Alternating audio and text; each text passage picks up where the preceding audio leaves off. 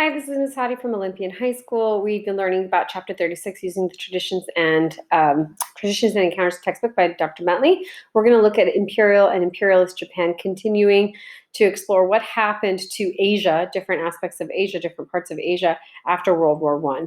So, as you know, Japan had transformed itself into a strong industrial power at the end of the 1800s, the 19th century.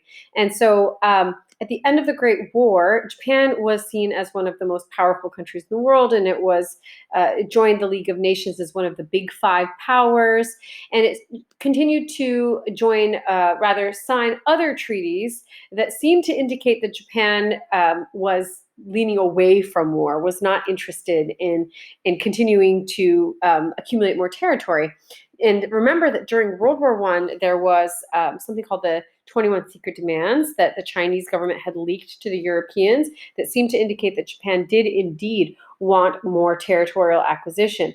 And so basically, there were all these treaties signed that seemed to indicate that Japan was going to be more peaceful. So, to limit their naval development, to evacuate the Shandong province of China, to guarantee China's territorial integrity. They even signed a pact called the Kellogg-Briand Act, which said that war should not be an instrument of national policy. So, in the minds of most European governments, there was less concern about Japan wanting territorial aggrandizement or to take over more territory.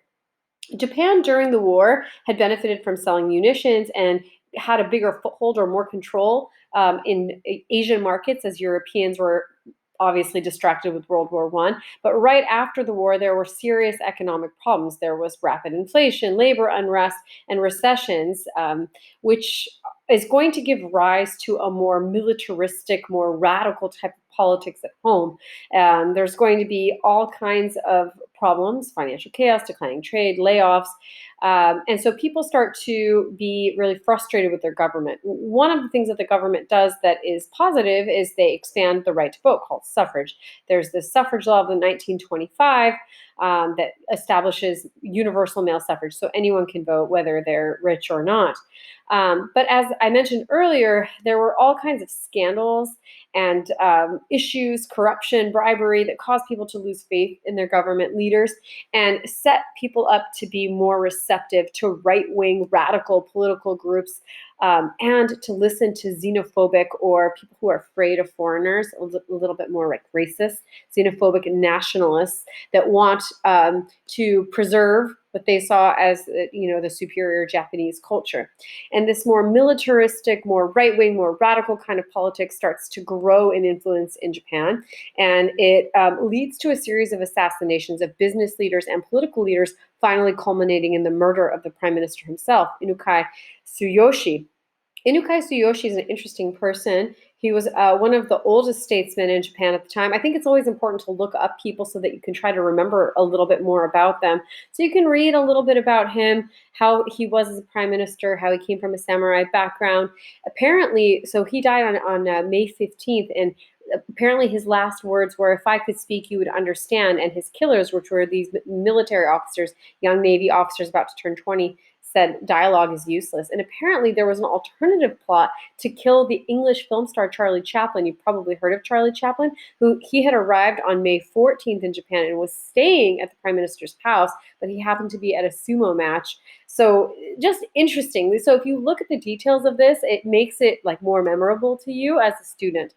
So what ends up happening is that these more militaristic, more xenophobic types of politicians, military, take over Japan. They believe in a self-sufficient Japan. They don't like the internationalist position. They want Japan to be a strong force in East Asia.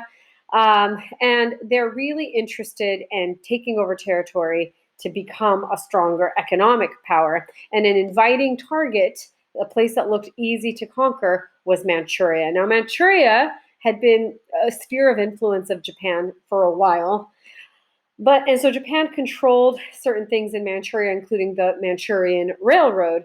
So this leads us to something called the Muktin Incident. One way to remember the Muktin Incident was it was the Japanese attacking their own railroad in China, in Manchuria, in order to then blame it on the Chinese as a pretext for war to then attack China.